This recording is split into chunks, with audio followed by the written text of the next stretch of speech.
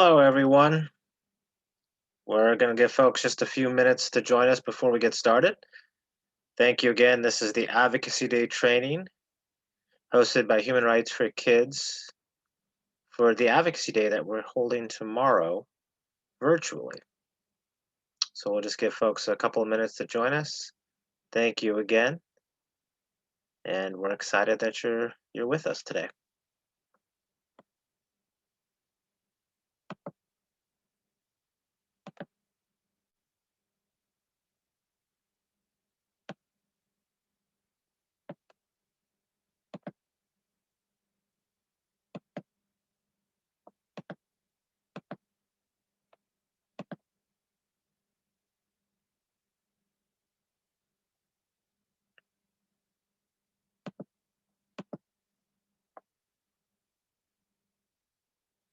Again, thank you to everyone who's joined us so far. Just give it a few minutes and we'll get started as soon as a few more folks are able to join.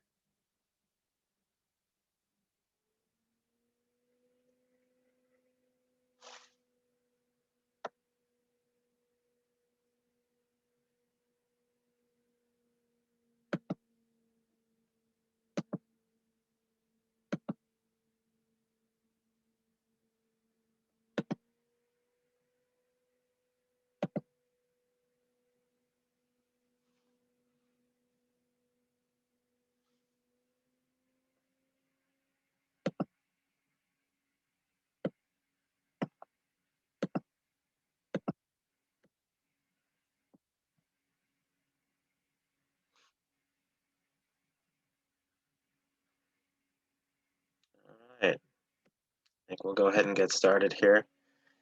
Thank you so much to everyone who is able to register and join us for this Advocacy Day training, and for the folks who will be watching after the fact. Let me just first start by thanking you all for being willing to engage in advocacy at the federal level to help us change the way that the federal government treats children in the criminal justice system. Uh, Advocacy and effective campaigning cannot work without an engaged citizenry. And it's for that reason that the work that we're doing right now could only be made possible through your advocacy efforts. So thank you so much for joining this training, for being willing to engage. And we're excited for all that we hope to be able to accomplish together. In this Advocacy Day training, hopefully you will walk away a little bit more prepared for your meetings tomorrow, which hopefully are already scheduled. We're really excited for tomorrow's events. Of course, we'll be doing Advocacy Day meetings all day with targeted teams made up of formerly incarcerated youth, primarily from our partners at the Anti-Recidivism Coalition, as well as the Campaign for the Fair Sentencing of Youth through their formerly incarcerated networks. So we're really excited for members and staffers on the Hill to hear directly from those with lived experiences who so often don't have a seat at the table and don't have the opportunity to have their voices heard. This is going to be a great opportunity for them to engage directly in these advocacy asks. The other part of this is for them to hear directly from you, their constituents, on why these reforms are so important. And as part of tomorrow's events, we're also going to be hosting two listening sessions. The first at 12 p.m. and the second at 1 p.m. Of a panel of former incarcerated experts who are going to share their own expertise and experience with the criminal justice system to help inform the conversation going forward and hopefully to elevate the dire need for criminal justice reform for kids right now. So often kids are left out of the conversation when we talk about criminal justice reform, but I would argue that they should be at the very center of it. Before we talk about criminal justice reform more broadly, we have to talk about the way the system treats children. They are our most vulnerable population in the justice system, whether you're talking about at the point of arrest, to incarceration, to sentencing. They are the population that is the most easily demonized and the population that has been deemed disposable in many ways for much of the 20th and 21st century. And so it's really, really important that we begin to shift that narrative. And part of the way that we're going to do that is through our advocacy work in Congress and pushing for a more trauma-informed and age-appropriate response to children who come into conflict with the law. So thank you again for joining us.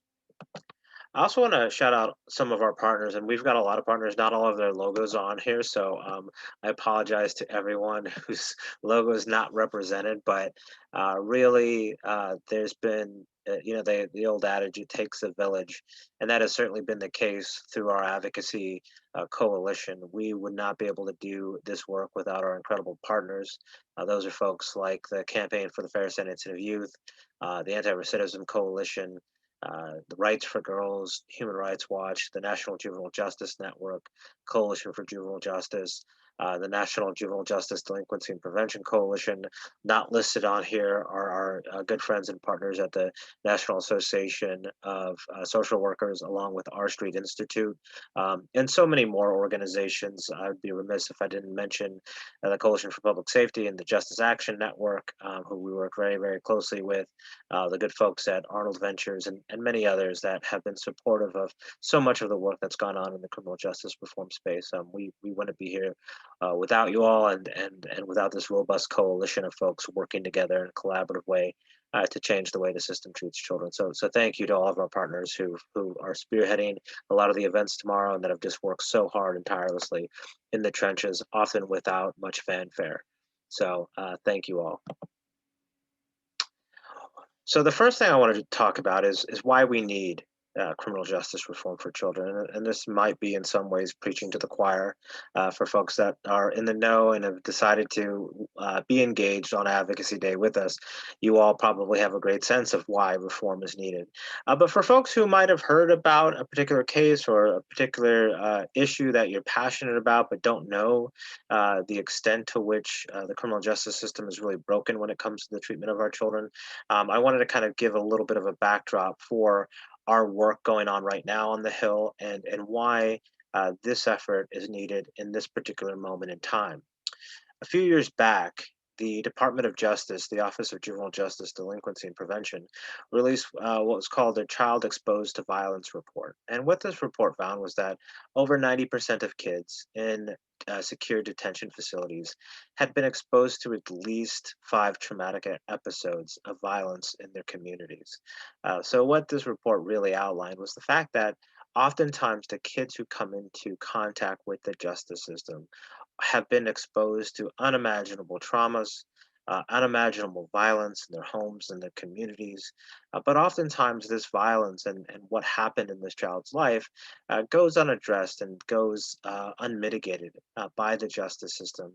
And instead of looking at the whole child and the complete context for why a child ends up in the justice system, instead we look to the severity of the crime without putting it into its proper context. And this allows us to really do unspeakable things to children in the name of public safety. But we cannot sacrifice public child status upon the altar of public safety. It's important that we recognize that there's a reason why kids come into our justice system, and we need to reframe and rethink about why that is and what our response needs to be as a result of that reality.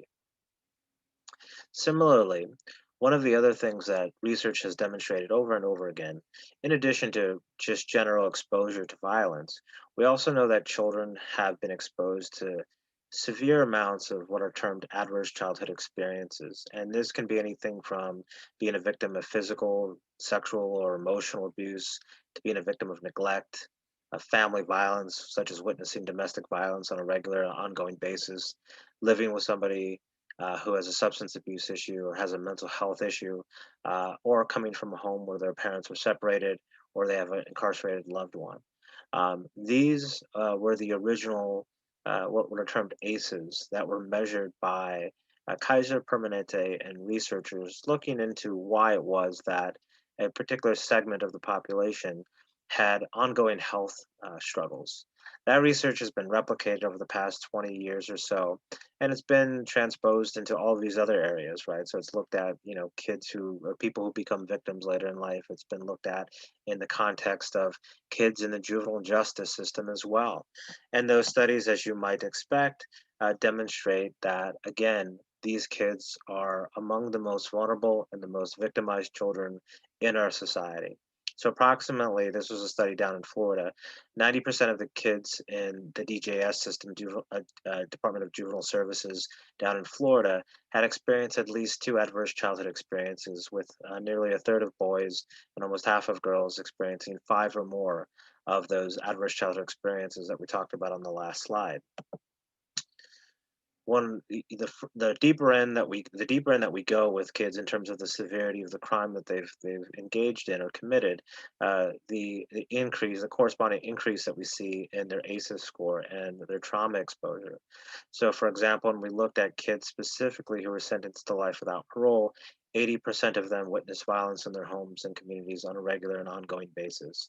54% witnessed violence in their neighborhoods, and 80% of girls and 50% of all children were physically abused, and 77% of girls and 20% of boys were sexually abused. And again, that's just for children who had been sentenced specifically to life without parole.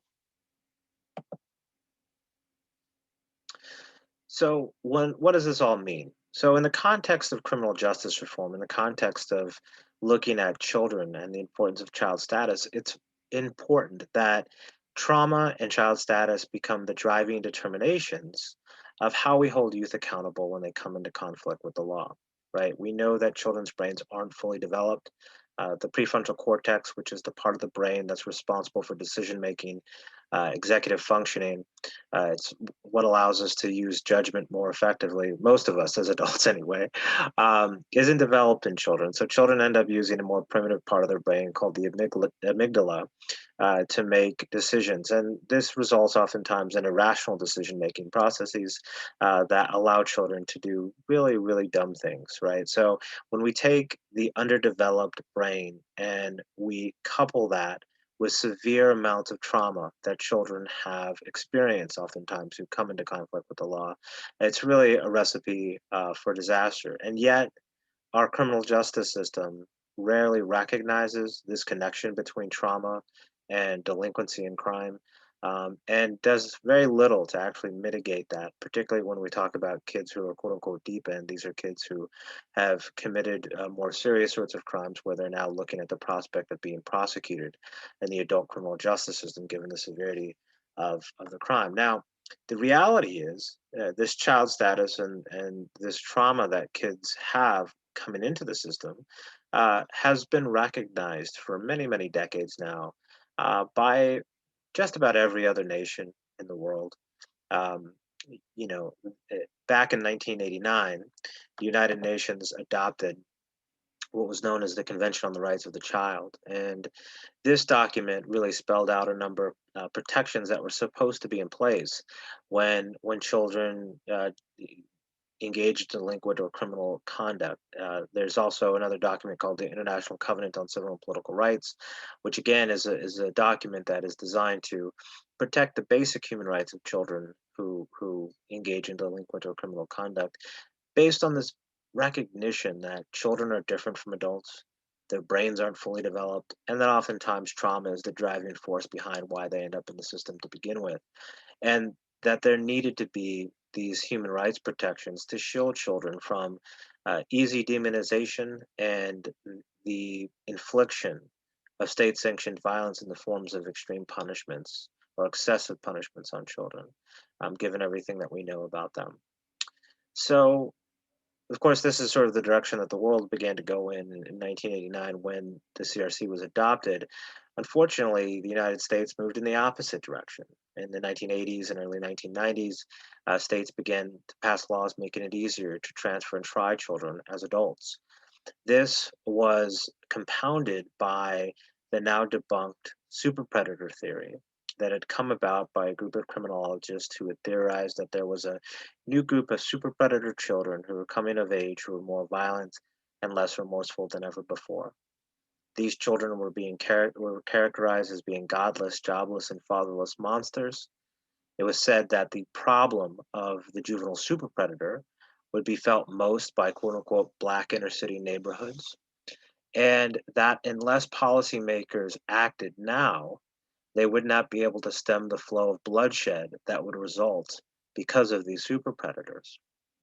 And the question that comes always comes up when we're talking about the super predator theory and the language that was used to demonize mostly black and brown youth is why this happened. Why was this language used? Why were children, children as young as 10, 11, 12 years old, why were they referred to in this way? And of course, the reason is when we dehumanize a group of people, it is a necessary precondition, dehumanization is, to state sanctioned violence. In other words, it's very hard to violate the human rights of a group of people if you look at them as your fellow human beings. But then all of a sudden you start using terminology where you don't necessarily associate human with the group of people that you're talking about, regardless of whether you're talking about children or not.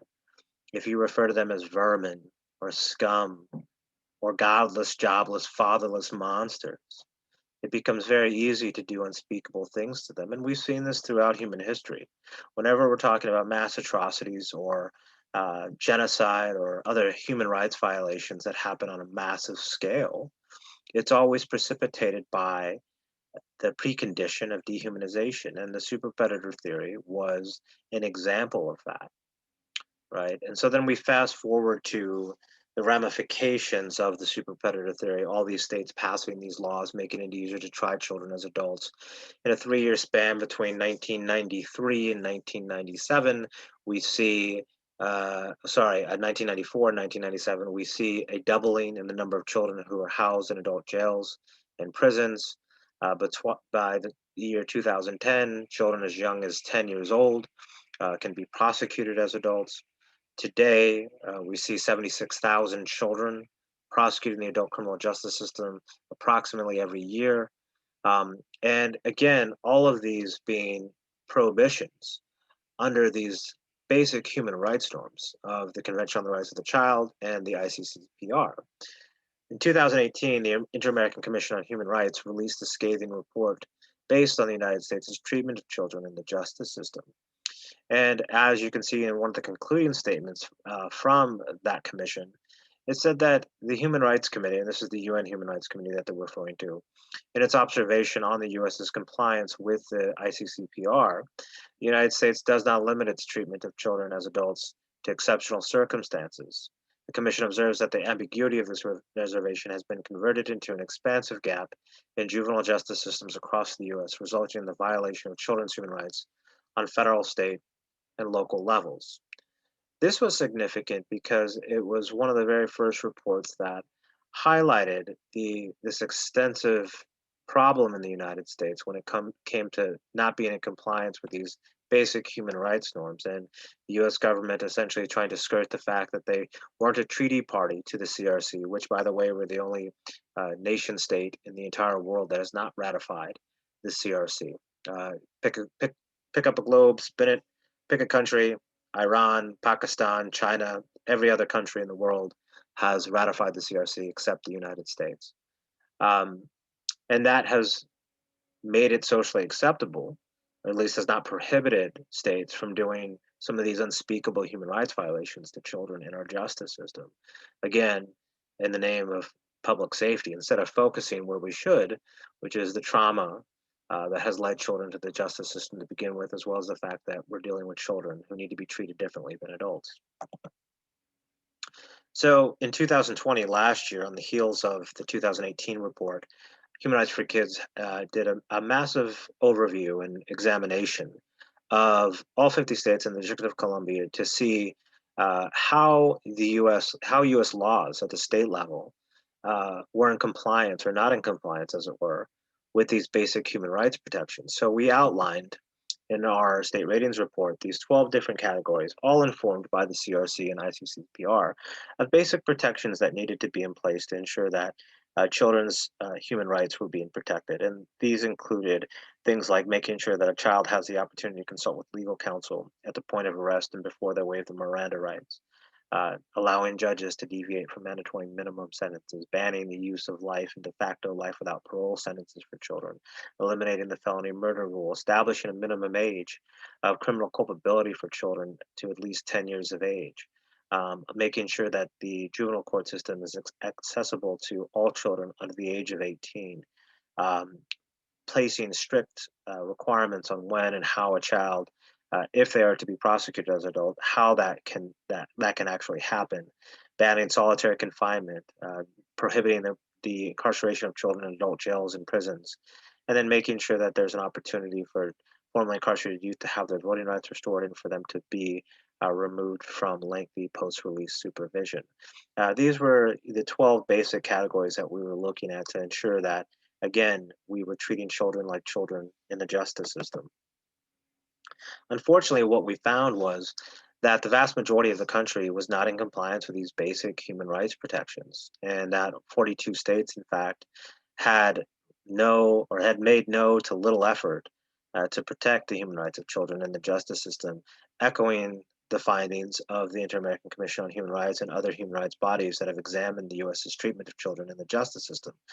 Of course, when we looked at the laws and our complete lack of regard for these basic human rights protections, and how pervasive it was across the country, we were left to conclude that the United States' treatment of children in the justice system was one of the largest government sanctioned human rights abuses against children in the world today. Let me say that again.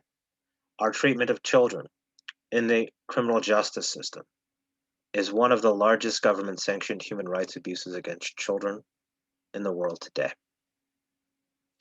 And that leads us to why we're here today, what we have to do in order to place ourselves on the right path so that we stop treating children in this way, that we bring our laws into compliance with basic human rights norms.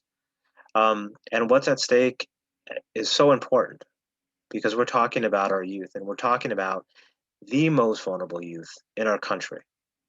You know, if you care about victims of sexual abuse, child victims of sexual abuse, if you care about child sex trafficking or labor trafficking victims, if you care about child physical abuse victims, if you are an advocate for children, then you need to be advocating to change the way the criminal justice system treats children, because the children that we have failed to protect, the children who have been experienced unimaginable harms, who never get the treatment or services or care or love or support they need to heal from that trauma, then end up in our justice system, where then we throw them away.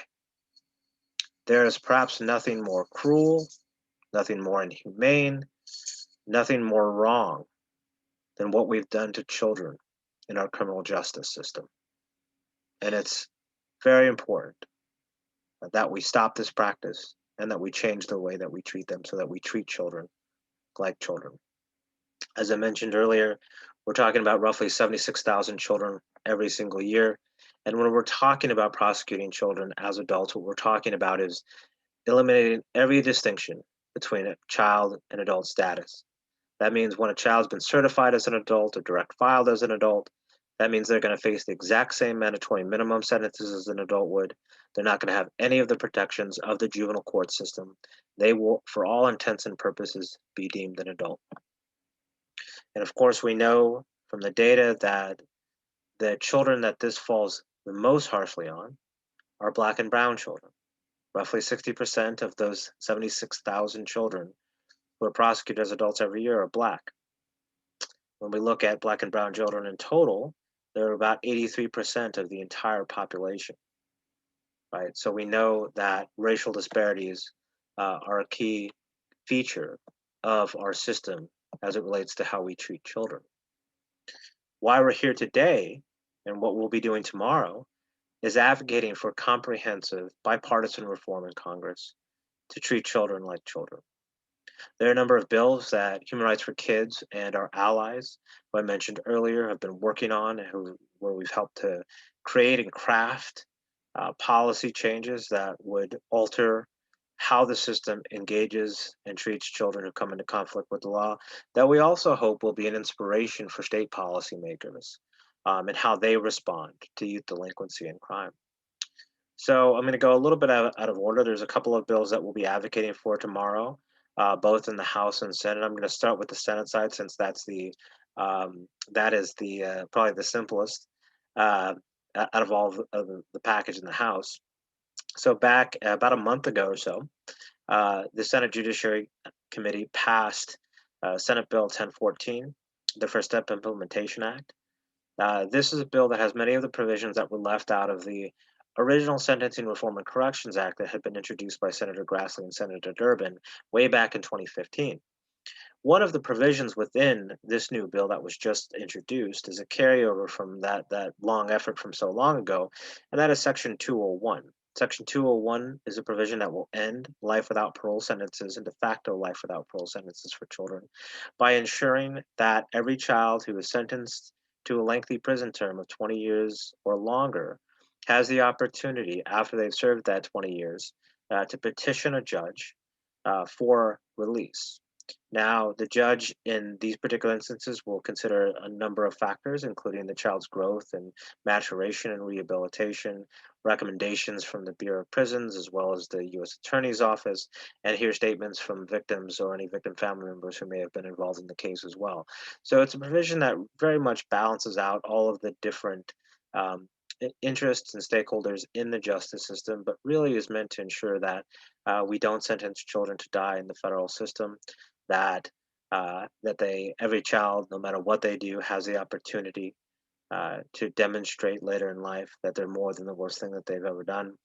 And this is a provision that will bring the United States finally into compliance, at least the federal government, with Article 37 of the UN Convention on the Rights of the Child, which categorically prohibits the use of life without parole sentences on children. So, in our meetings on the Senate side tomorrow, we will be advocating specifically for the Senate to senators to support that provision and to support Senate Bill 1014 when it's brought up for a floor vote. We are anticipating that it's possible that the bill is brought up before the August recess, so it makes our advocacy in your meetings tomorrow all the more important to make sure that in your meetings with Senate staff that you highlight the importance of the government getting rid of life without parole for children. So then on the House side, there are three bills that we've been working on as a comprehensive bipartisan package. The first bill by Congressman Tony Cardenas is a bill that would require that before a child waives their Miranda rights when they're arrested, that number one, their parents have to be notified that they've been arrested. And number two, that they have the opportunity to consult with legal counsel or defense attorney so that they understand their constitutional rights before they waive them. There have been numerous studies that have shown that upwards of 90% of children waive their constitutional rights, with over 50% of children not knowing what one or more of those rights actually mean.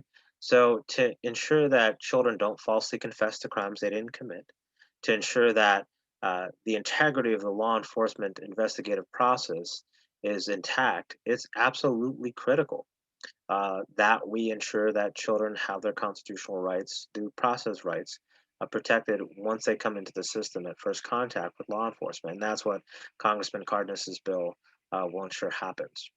The next bill in this trio, in this trilogy, is Congresswoman Karen Bass's Childhood Offenders Rehabilitation and Safety Act.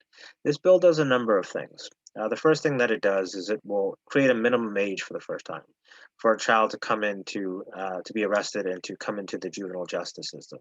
Right now, at the federal level, there is no minimum age, just like in most states around the country.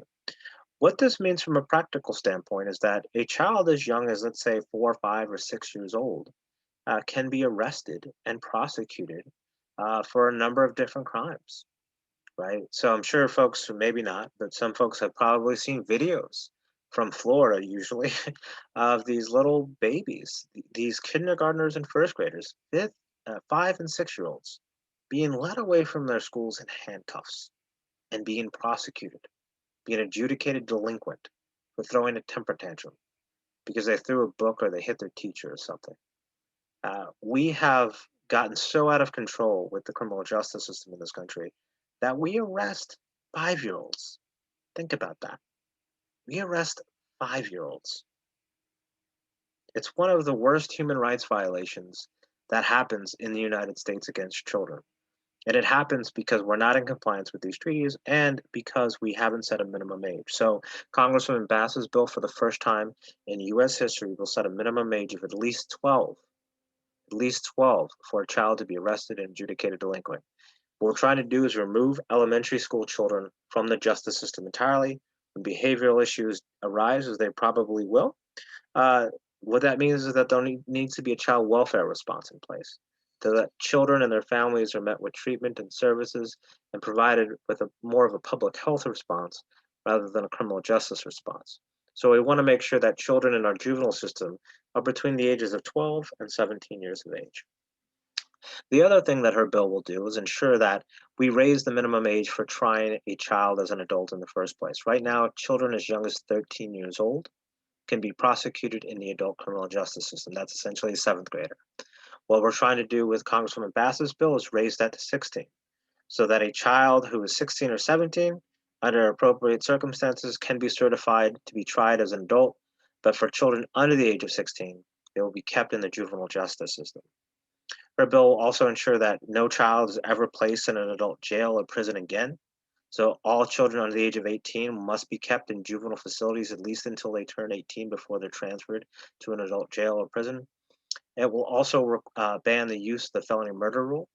So this is for children who don't kill or intend to kill anybody during the commission of a felony offense, but somebody regrettably and tragically ends up being killed, not because the child has any knowledge of it or intended that, but because they participated in a felony where somebody ended up being killed.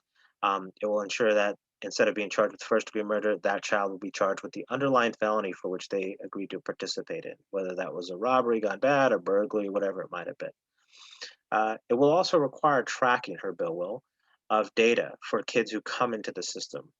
Right now, the Bureau of Prisons and Sentencing Commission do not track data on children individuals who were children when they committed their offenses. So we have no idea right now how many people are currently incarcerated in our federal prisons for crimes that they committed as children. We need to make sure that the federal government doesn't lose track of our children. And then lastly, her bill also has block grant program to help child welfare agencies provide treatment and services to children under the age of 12 who come into conflict with the law, as well as child C-sex victims, that is commercial sexual exploitation victims, who end up in what we call dual status youth, kids who potentially could be prosecuted in the juvenile justice system or adjudicated in the juvenile justice system, but we are trying to keep in the child welfare system. And so, again, her bill will help ensure that there's a smoother transition and we get treatment and services to children who really are victims or just need more help than they would otherwise receive in the juvenile justice system. And then finally, Congressman Westerman's bill is really aimed at those children who are going to be prosecuted as adults in the criminal justice system and now are facing, these very severe and lengthy sentences, as we mentioned before. His bill will end life and de facto life without parole sentences for children. So his bill has the same provision that Senator Durbin and Senator Grassley's bill has. It goes a little bit further, though. His bill will also allow judges to deviate from mandatory minimum sentences when a child has been convicted and is being sentenced in adult court. And it will also have additional protections for child sex crime victims who commit acts of violence against their abusers and then end up potentially facing a lengthy sentence for homicide or another serious sort of offense.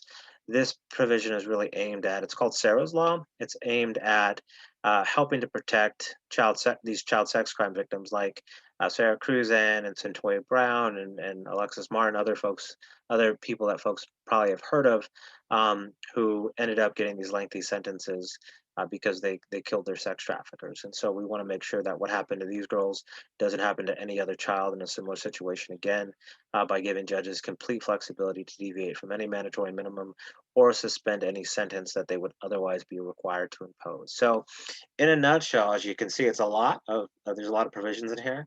Top to bottom, it will transform the way that we treat children to create a more age-appropriate and trauma-informed response when children transgress the criminal law. And so these are bipartisan bills. Obviously, Senator Durbin's a Democrat, Senator Grassley's a Republican, both led on the First Step Act back in 2018. Congressman Cardenas and Congresswoman Bass are both Democrats from California, and Congressman Bruce Westerman is a Republican from Arkansas. So we have a great collection of Republicans and Democrats who've been advocating and working together because they recognize the need to transform the way our system treats children. So I'm going to go in now and talk a little bit about the legislative process. We've talked a lot about why we need reform, what's the case for, why we're here, what we're going to be doing tomorrow. why it's so important that we focus on kids in justice reform efforts. And now I'm going to talk a little bit about what the legislative process looks like, what some of our advocacy tactics are, and then we'll go into the legislative do's and or the advocacy do's and don'ts. So you're a little bit better prepared going into your meetings tomorrow. So why do advocacy? All right. So legislative advocacy and legal reform through the courts help us to create long-term systemic change and establish new rules of law for the future. Right. So a great example of this is, in 2012, Miller v. Alabama was a Supreme Court decision that came down that said it was unconstitutional to impose mandatory life without parole sentences. In the wake of that decision, many state legislatures began to grapple with this issue of, how do we hold children accountable who commit serious crimes like murder? And through a series of legislative campaigns, largely led by our good friends at the Campaign for the Fair Sentencing of Youth, a number of state policymakers began to make these policy shifts through the legislature to say, you know what, it's not enough that we've banned mandatory life without parole sentences for children to the courts. We don't believe it should be a thing at all. We should never sentence a child to die in prison.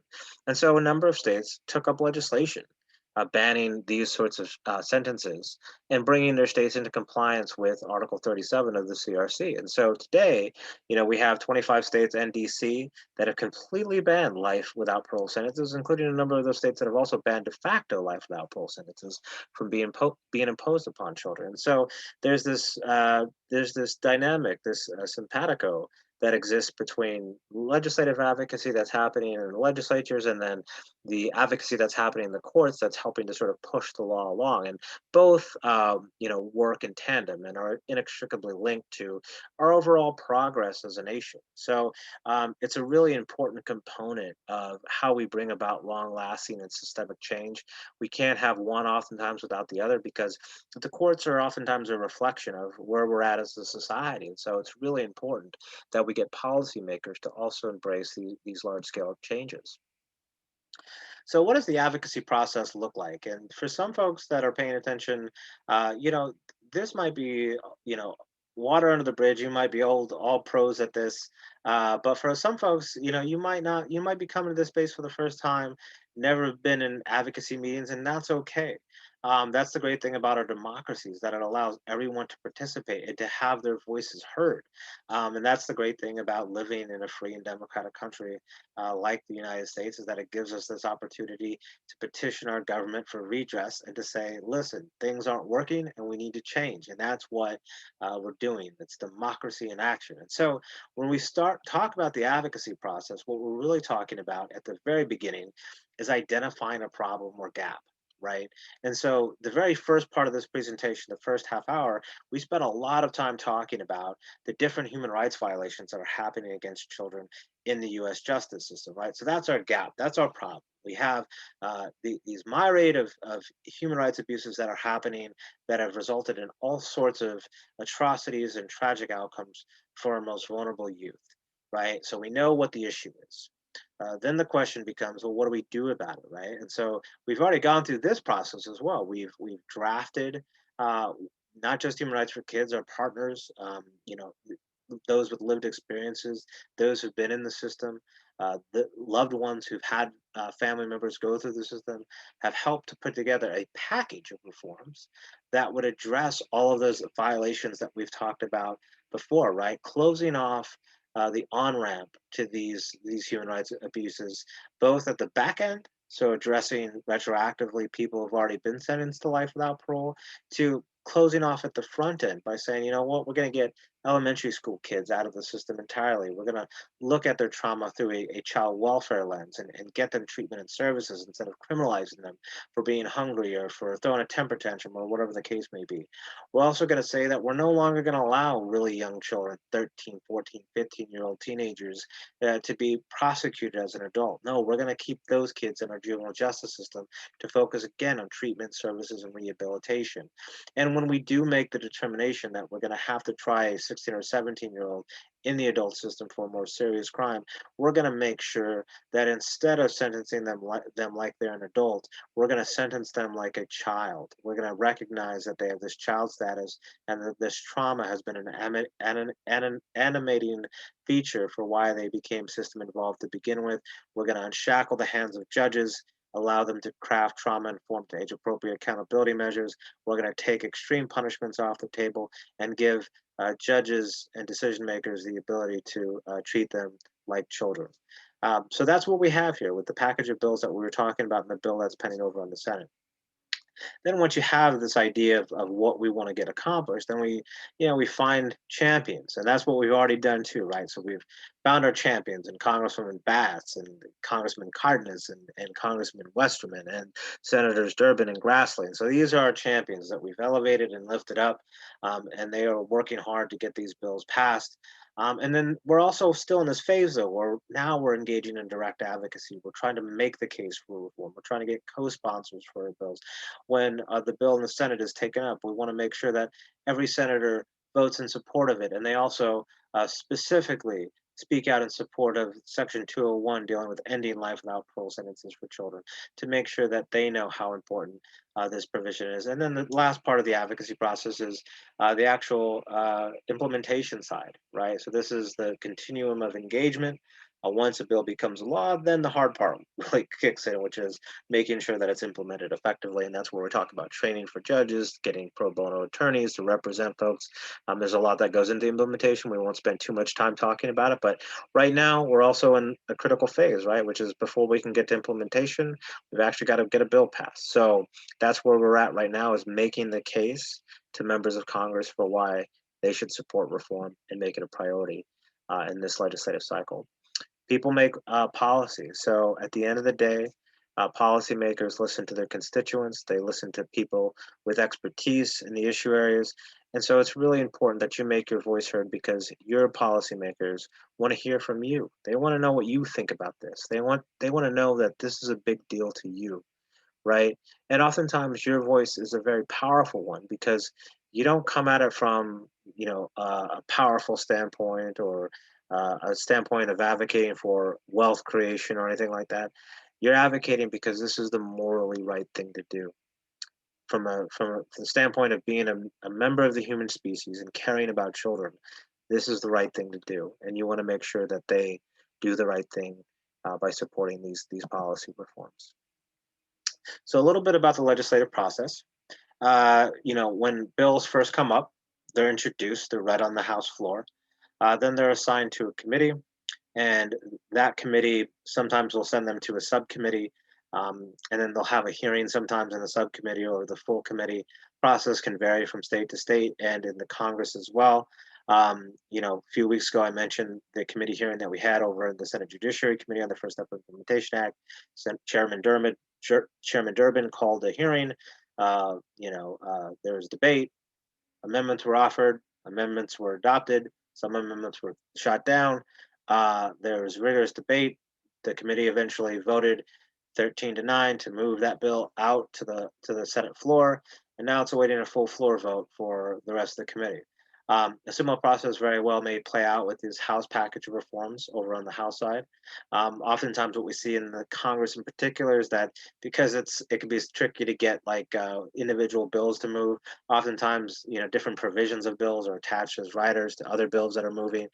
So there's lots of different ways that the legislative process can play out with this package of reforms that we're advocating for, and our job as advocates is to sort of to keep an open mind, keep the stakeholders, the staffers engaged in the issue, to look for those opportunities where we could potentially make our bills part of a larger package that's moving. So it's not clear quite how all of this might play out, sort of how our House package will interplay potentially with the Senate bill that seems to be moving right now, right? There's certainly the opportunity for us to engage in further advocacy, maybe get some friendly amendments to some of the provisions that are deemed less controversial, or that we can get support over in the Senate for as well. So that's another reason why this Advocacy Day is so important, is because we have to lay the groundwork with both senators as well as with House members for this broad package of reforms that we're advocating for, not just the Senate bill, not just the House bill, but all of these reforms. And that's kind of how all of this plays into one another as well, and sort of the meetings that you'll be having, and the importance of incorporating these asks and these talking points around all of these different bills is to make the case for why we need this comprehensive reform in Congress. So committee hearings happen. Sometimes witnesses will be called. There was a House committee a couple back in May where no action was taken on a bill, but there was a number of experts who were called in to testify, including folks like Brian Stevenson from the Equal Justice Initiative, Marshall Levick of Juvenile Law Center, Brett Peterson, who runs the Juvenile Justice Department in the state of Utah, as well as a formerly or currently incarcerated youth. All were able to testify and talk about the importance of these different reforms. And I'm happy to say that each of the experts talked about a lot of the provisions that are included in this comprehensive package of bills that we've been working on. So after you get out of committee, then it goes back to the floor for what's known as a second reading. This is an opportunity for the bill to be read a second time. Oftentimes there's floor debate. Sometimes amendments are offered. There's vigorous debate that can happen. Amendments, again, are adopted or shot down, but that's the process by which the rest of the deliberative body has an opportunity to weigh in on the legislation that's come out of committee. And then the third reading is really meant to be oftentimes more pro forma, where it's more of it's more of just going through the process at that point, since the debates largely happen during second reading. Sometimes it can be reversed too, depending on the chamber, where second reading happens, it's relatively quiet. Then third reading, there's more of a vigorous debate. But that's usually the process in most of the legislative chambers around the country, is that there has to be these three readings that happen in each chamber. The bill has to pass each time. And then it gets sent over to the opposite chamber, where the whole process starts all over again. It gets assigned to committee. There's a hearing, etc. And then in order for a bill to become law, with the exception of Nebraska, the bill has to pass in the same form in both chambers. So right, in the House and the Senate, or in the Assembly and the Senate, as the case may be, except in Nebraska, which is unicameral, the bill has to pass in the same form. So both chambers have to give their sign off and approval. And at that point, it goes to the governor. Sometimes there's disagreements between the chambers, and when that happens, sometimes conference committee will be assigned, and that's a committee that's made up of representatives from both chambers. They'll get together in committee. They'll try to hash out a deal. They'll take that deal back to their respective chambers. That provision will be voted on. It has to pass again in the same form in both chambers. Otherwise, it can't become law. It can't be sent on to the governor. Sometimes if one chamber makes changes once it's crossed over, that bill will be sent back to the House of origination for what's known as a concurrence vote as well. So, if the bill comes out of the House, it goes to the Senate decides to make some changes, bill gets sent back, and if the House is okay with those changes, then, they can do a concurrence vote and say, yeah, we agree, we'll vote on this, and we'll send it to the governor or the president. And so that's another process by which, bill can be changed during the process and then still become law, as long as it gets those votes in both chambers in the same form that it goes to the governor in. And then you have these bill signings, which are always fun and great. It's an end to a long road, oftentimes, of getting these changes made and getting new policies in place. So real quick, I have a quick video to show folks, and I'm going to go ahead and share my sound as well. And we're going to watch a real quick. Who's ready to hatch some cool pets? Click here to make your very own monster. This is children's show, obviously. Your body grows bigger. Your mind loves power. It's great to learn. 'Cause knowledge is power. It's Schoolhouse Rocky, the chip off the block of your favorite Schoolhouse Rock. I'm just a Bill.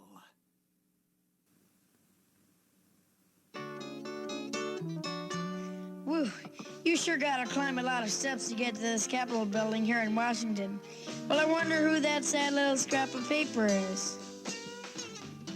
I'm just a bill. Yes, I'm only a bill. And I'm sitting here on Capitol Hill. Well, it's a long, long journey to the capital city. It's a long, long wait while I'm sitting in committee. But I know I'll be a law someday. At least I hope and pray that I will. But today I am still just a bill. Gee, Bill, you certainly have a lot of patience and courage. Well, I got this far. When I started, I wasn't even a bill. I was just an idea.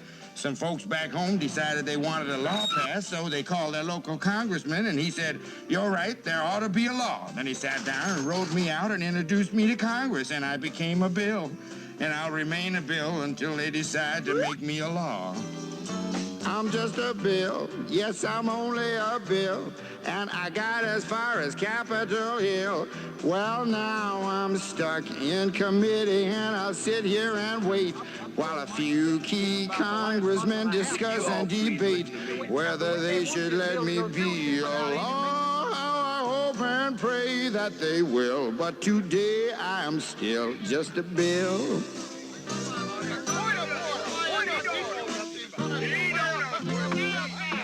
Listen to those congressmen arguing. Is all that discussion and debate about you? Yeah, I'm one of the lucky ones. Most bills never even get this far. I hope they decide to report on me favorably, otherwise I may die. Die? Yeah, die in committee.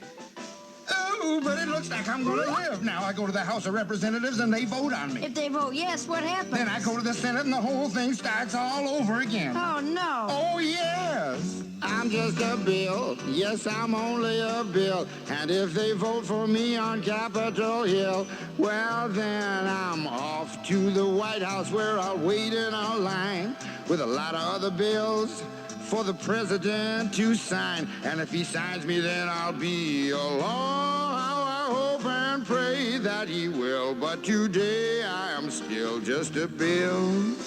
You mean even if the whole Congress says you should be a law, the president can still say no? Yes, that's called a veto. If the president vetoes me, I have to go back to Congress and they vote on me again, and by that time you're so By old. that time, it's very unlikely that you become a law. It's not easy to become a law, is it? No, but how I hope and pray that I will. But today I am still just a bill. He signed your bill. Now you're a law. Oh, yes.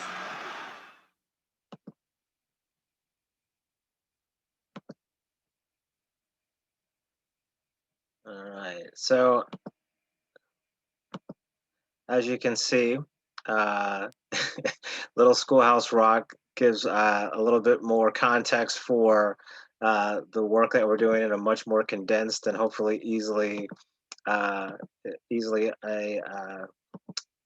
understandable way. And then we're going to go through, we've got about 10 minutes left. And so going to go over last few things for what makes for an effective advocacy campaign. And so oftentimes when we talk about effective advocacy, there's a number of things that you have to have, including what we're doing now, right? Which is Advocacy Day, which is tomorrow, press conferences, rallies, letters to the editors, op-eds, public trainings, meetings with officials and staff, developing bipartisan support, meaning that you have to have folks on both sides of the aisle supporting this, right? This is particularly important in the US Senate, where no bill can pass unless you have 60 votes to overcome the filibuster. And so it's really important that we maintain bipartisanship in the work that we're doing. It's also important that we have a broad coalition. I put up before, all of the different logos of the different organizations that we're working with. On there is also not the R Street Institute, other folks who represent more conservative leaning organizations, because again, it's going to take all of us if we're actually going to be effective and have an opportunity to get this bill passed, or get this series of bills passed rather. Again, public education. It's important. Right now, we can't be at the Capitol. They've started to let people on slowly but surely, but until they open it up completely, we're going to have to do some virtual advocacy, have to get a little bit innovative with what we're trying to do. Back in April, we did a press conference with all three Congress members on the legislation, and we also had some incredible testimony from Michael Mendoza and Xavier McElrath Bay and Laura Berry, talking about the importance of these provisions from their own personal standpoint. And then again, here's the community organizing engagement side of this, which is getting the community organized around this shared set of principles and beliefs in the need to change the law. Um, and when we're talking about an advocacy day, right? Who do we engage with? We engage with potential bill sponsors, committee members, their staff. Um, uh, one of the things that we're doing tomorrow as part of sort of our smaller coalition groups are we're really trying to make sure that we get meetings with every single member on House and Senate Judiciary Committee, which I think we're going to have done by tomorrow, which is going to be great for folks who aren't part of those teams. And we'll be meeting with your own specific legislator from wherever you happen to be in the country. That's also really important because it's going to allow you all to get a reach that we would never be able to have. And we'll also make sure that folks understand that this is important, not just to a bunch of advocacy groups in DC or wherever we may be from, but also to their own constituents, right? And as you see on the right-hand corner there, who are these legislators and their staff influenced by? The voters. That's you. Their friends and families as well as the media, but it's really important that your voice be heard during this advocacy day tomorrow. So a couple of tips for preparing for your meetings. You want to make sure that you've confirmed your appointment with the staff member that you'll be meeting with, or if it's the elected official, their scheduler. You can send an email to them. You can also call the office early tomorrow just to make sure that the time you have down is the right one. You want to make sure that you don't have to bring a copy of the legislation, but you can bring the bill numbers. Make sure you have the bill numbers available because they'll probably ask you, well, what's the bill number on this? And those are in the talking points that we'll share with you. So you have a sense of like, okay, here's the number to Congressman Bass's bill. Here's the number to Congressman Westerman's bill. And you'll be able to share that. Know the outcome that you want. So the big outcome that we're asking, right? So if you're meeting with your House members, the big ask for us is to please co-sponsor all three bills that have been introduced by Congresswoman Bass, Congressman Westerman, and Congressman Cardenas. The ask on the Senate side is please vote in support of the First Step Implementation Act when it comes up for a floor vote. That's a big ask that we want to make sure that we get through to ensure that when the bill does come up, we have all the votes we need to move that bill effectively out of the chamber. If you're meeting with multiple people, you'll want to prioritize your talking points, decide who's going to speak first, what that person will cover. There's a number of talking points that we have. You don't have to cover all of them, but it gives you a sense of what you can hit on what in your meetings. If you don't know quite what to say, you can kind of go back to your talking points, and it's okay to read off your paper, and it's okay to look at your notes. You're not you all don't do this professionally, so it's okay to be a citizen advocate and say like, oh, let me look at my notes here. This is the reason why this bill is important. This is why we have to change this particular area of the law. So don't be afraid to look from your notes. It's perfectly fine.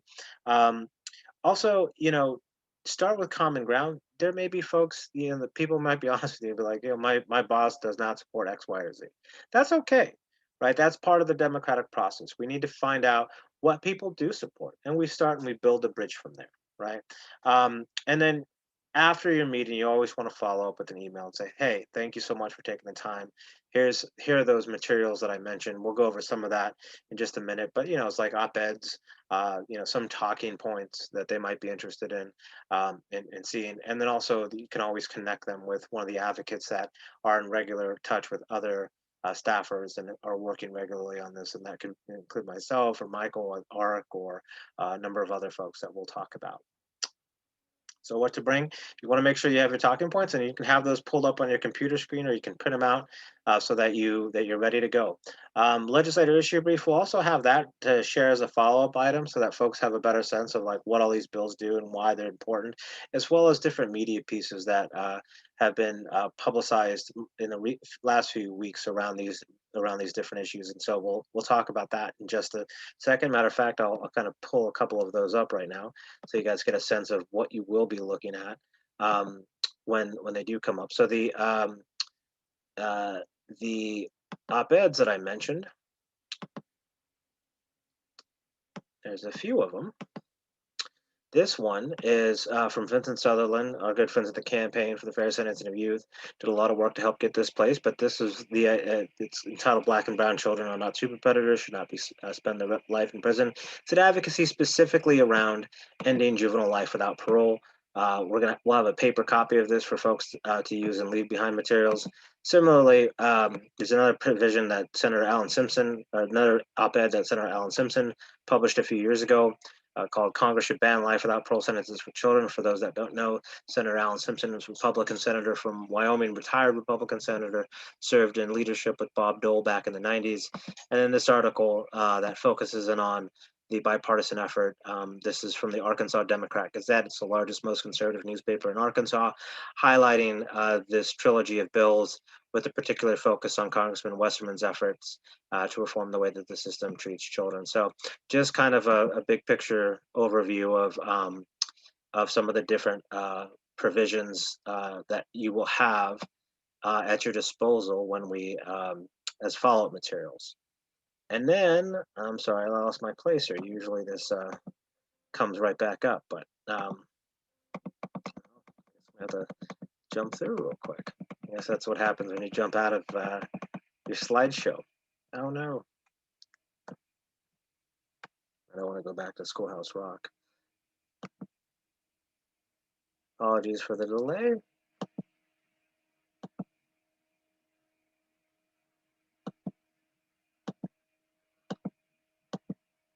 And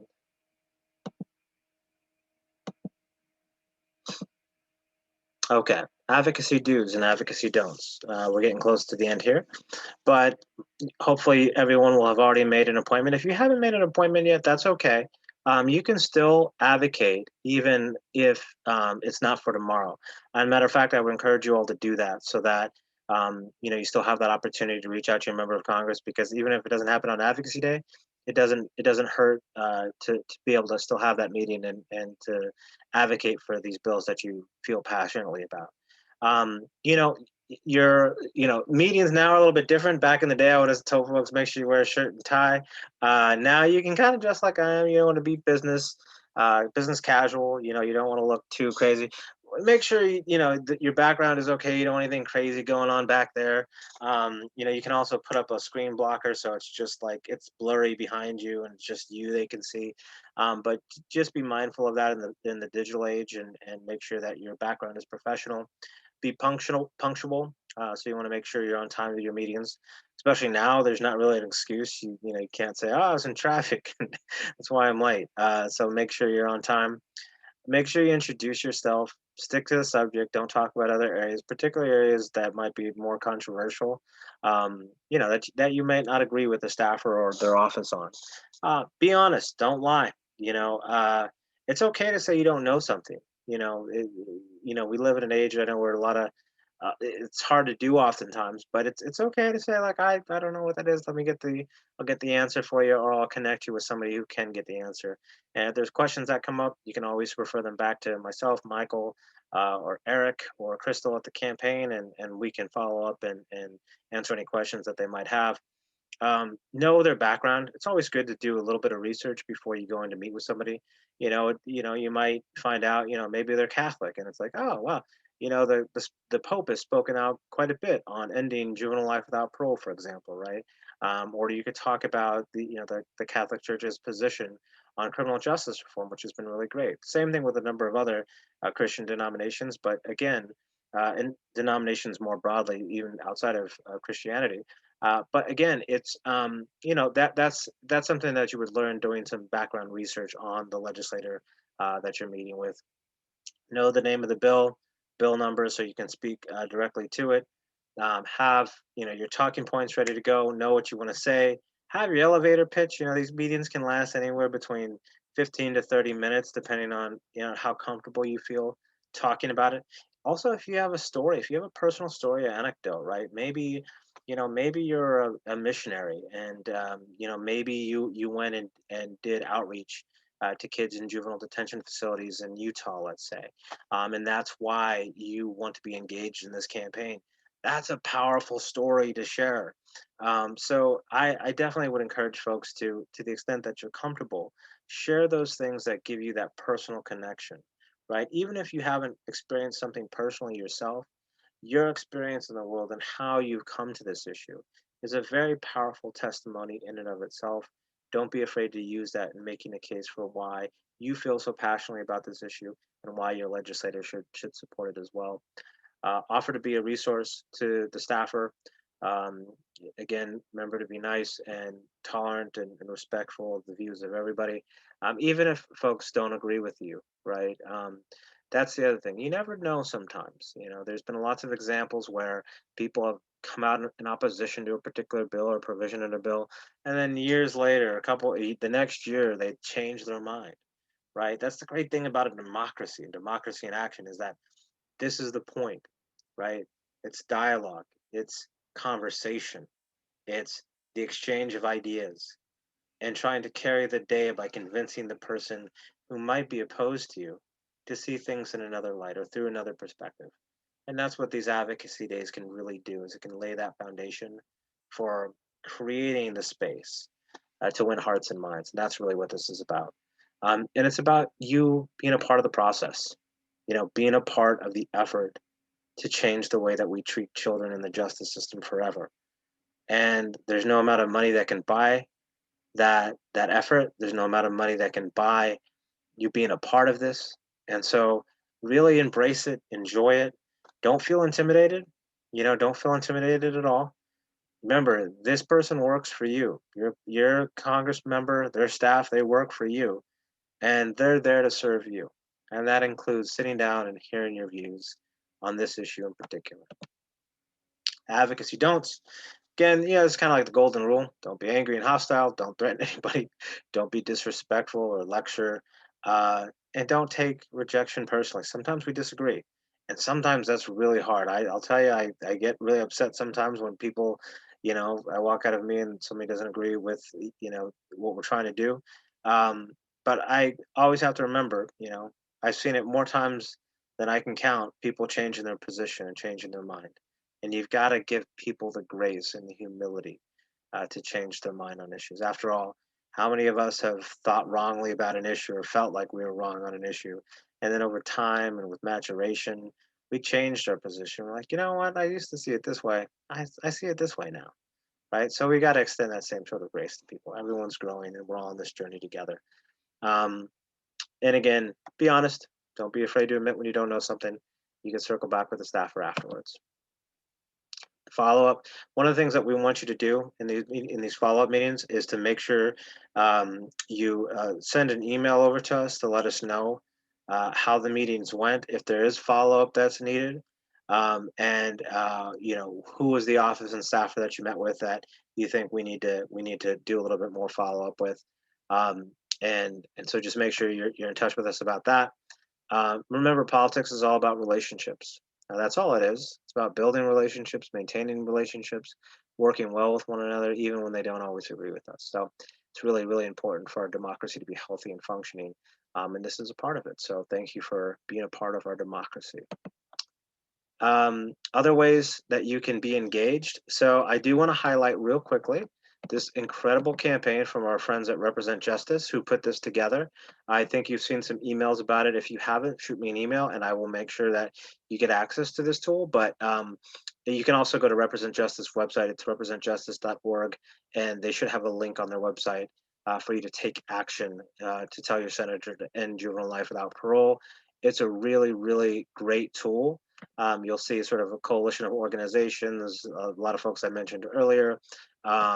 And oh yeah, I almost forgot our friends at First Focus Campaign for Children. So I'm sorry about that for not shouting you guys out earlier. A lot of folks, always forget to mention somebody, but it's great. It's a good problem to have so many allies and friends that you forget everybody's name. But you can send an email, you can make a call, and you can send a tweet. And you just got to push a button, input your information, your address. It'll tell you who your senator is. I've already done this, so it says "Welcome back, James," to just show you how easy it is.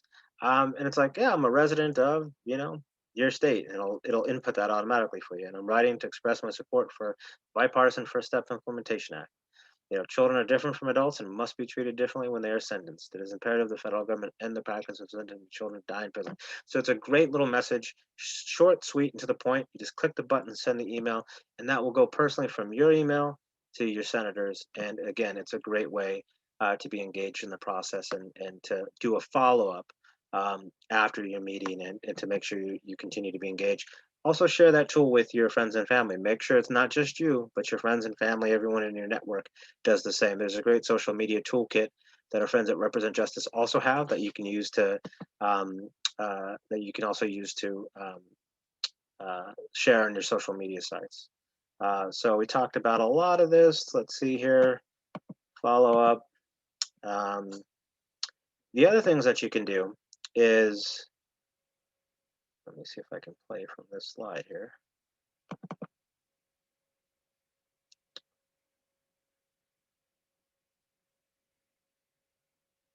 Well, I'll just go through this so I don't end up starting from the beginning again.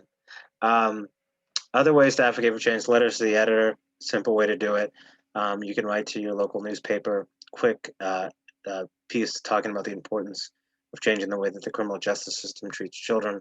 Do posts on social media? You can follow us and our partners on social media: Twitter, Facebook, Instagram. Uh, Retweet, repost, share all of our messages about the advocacy work that we're doing, and be in this for the long haul, right? So we've got a long way to go. Congress is notoriously slow. I have a feeling we're going to see some action picking up after we get back from the August recess, heading into the last quarter of the year. So just be paying attention and be ready to be engaged at a moment's notice, because you know we never know what can happen, and what potential there might be to get a lot more reforms through than what folks might normally think would be possible. So uh, thank you so much for being a part of this Advocacy Day training. Be on the lookout for everyone who registered and participated in this training. I will make sure you guys get a copy and a follow-up email of the talking points, advocacy do's and don'ts, so you can look over that, and a copy of this PowerPoint as well, so that you have that going into tomorrow in case you want to review any of the information that we've covered. But the big takeaway is just be yourself. Work on your elevator pitch too. You want to have just a quick 30-second to 1 minute spiel that you can give if you need to. If your staffer doesn't have a lot of time, or they're running, or if the member of Congress can just step in for just a second, they want to meet with you and say, hey, I've only got a minute, but I wanted to join real quick to say how happy I am that you're meeting with my staff. It's like, oh, yes, Congressman so and so. And then you can give your 1 minute speech so you're ready to go just in case, because you never know what can happen. Sometimes they'll pop in for those meetings, and you might get surprised that you get the one on one with your member of Congress that you weren't necessarily expecting. And so just have that pitch ready to go. Otherwise, feel free to be prepared for a 15 to 20 minute conversation talking about the issue and your background and why you got involved, and more about the bills. And again, don't feel compelled to know everything about them. It's okay if there's, it's a lot. It's complex, even for seasoned advocates who've been doing this work for a long time. A lot of folks don't know all the ins and outs, and members of the media who cover these issues don't know all the ins and outs. It's a complicated bill package. There's a lot going on, and there's a lot of change in this package. And so it's okay. There's things you're not going to know, and that's perfectly fine. Know the big picture talking points. We need to treat kids like kids. We can't be sentencing children to die in prison. We can't be giving them the same mandatory minimums that we give to adults. Like, we have to treat children differently in the justice system. This is a moral issue. This is a human rights issue. And that's why we're here today, to talk about and advocate for these reforms. And that's enough. You are enough, and coming to this space from your own position, that is enough to bring about lasting change. So I just want to thank you again for taking the time to be with us. I want to thank you for the opportunity um, uh, to spend this hour or so, a little bit longer with me. I'm sorry for going over. And we're really looking forward to the events tomorrow. If you haven't, please also be sure to register for our listening sessions. We have two different listening sessions, one from 12 to 1, the other from 1 to 2. The first listening session is called Locking Up Child Sex Crime Victims: How Our Criminal Legal System Fails Our Most Vulnerable Youth. And the other is Treat Children Like Children: Why We Need Criminal Justice Reform Focused on Children in the federal criminal justice system. So both panels are going to be really powerful, led by directly impacted and formerly incarcerated youth. So please, please, please don't miss that. Congresswoman Karen Bass is going to actually join us for the second listening session, so you get a chance to hear from her. And yeah, it's going to be a great event. In the meantime, please look over your talking points for tomorrow, study them, and if you have any questions, please don't hesitate to reach out. and ask about it. And I'll open it up real quick. I know people have dropped off, but if there's any questions, please feel free to put them in the chat box. And if not, we'll go ahead and close it. I'll give folks like a minute or two to ask questions or raise your hand. And I see people dropping off. I know I've kept John 15 minutes longer than we wanted. So we'll go ahead and let folks go. Thank you again for joining us. Good luck tomorrow in your meetings. And we'll look forward to following up with you after. Take care.